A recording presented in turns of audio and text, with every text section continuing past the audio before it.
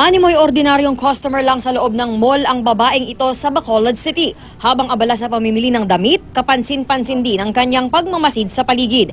Yun pala, naghahanap lang siya ng tiyempo para makapagnakaw. Maya-maya pa, kinuha at itinabi na niya ang isang pares ng sapatos na kanyang target. Masdang mabuti ang pasimple niyang pagsilid ng mga ito sa loob ng bitbit niyang paper bag. Pagkatapos ng krimen, pasimple lang umalis ang babaeng suspect na parang walang nangyari. Huli na nang mapansin ng may-ari ng tindahan na nanakawan siya, kaya hindi na nila ito naipablotter sa pulisya. Isang insidente pa ng nakawan ang naispatan sa Pagadian City. Kita ang lalaking ito na paligid-ligid malapit sa nakaparadang delivery van at payong-payong.